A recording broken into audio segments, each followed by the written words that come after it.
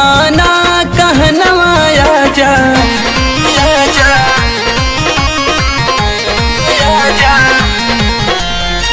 सुना सजनिया हमरो माना कहनवा आजा, चलिबे भवनवा माई के करिबे पूजनवा आजा। चलिबे भवनवा माई के करिबे पूजनवा आजा।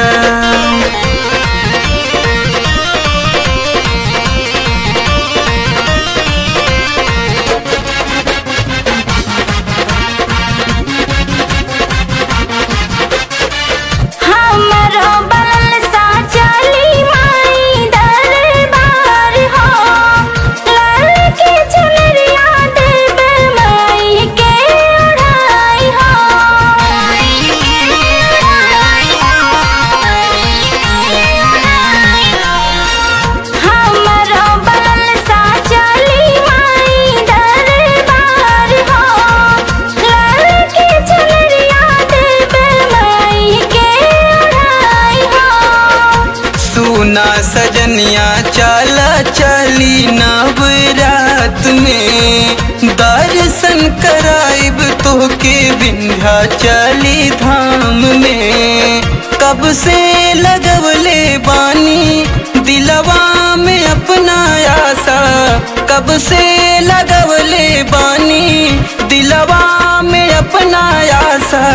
चलिबे भवनवा माई के करिबे पूजनवा आजा।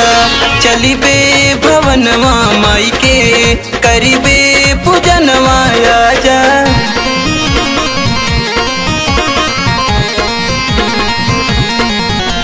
म्यूजिक बाय दीपक पंडित।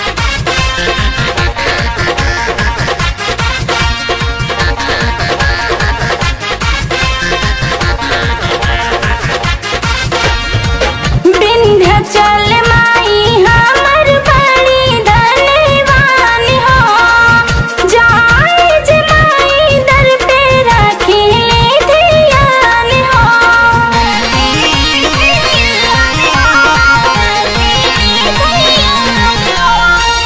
विंध्याचल माई हमर बड़ी धनवान हो, जाए जे माई दर पे रखी सुना मोर रनिया हम मानब तो हर बात हो। हमरा तो बाटे अपना माई पा विश्वास हो। आसा बजा के चलिबे माई के अंगनवा बाजा।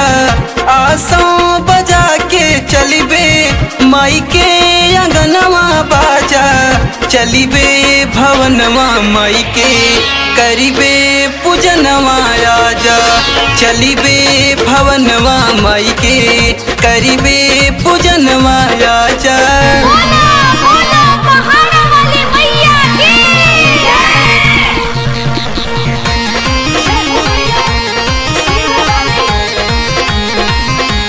म्यूजिक बाय दीपक पंडित।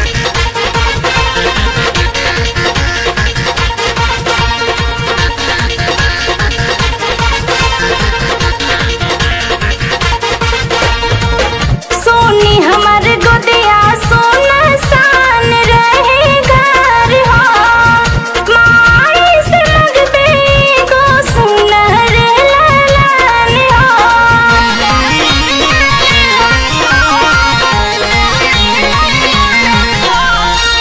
सोनी हमर गोदिया सोना सान रहे घर हो, माई से लगबे गो सुनर ललन हो।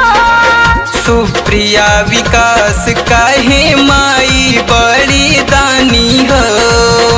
हरिकेश काहे माई हाई बड़ी ज्ञानी हो। अब देर ना कर रानी जल्दी से चली आजा। अब देर ना कर रानी जल्दी से चली आजा। चलिबे भवनवा माई के करिबे पूजनवा आजा। चलिबे भवन भवनवा माई के करीबे पूजनवा आजा। सुना सजनिया हमरो माना कहनवा आजा। चलिबे भवनवा माई के करीबे पूजनवा आजा। चलिबे भवनवा माई के करीबे पूजनवा आजा।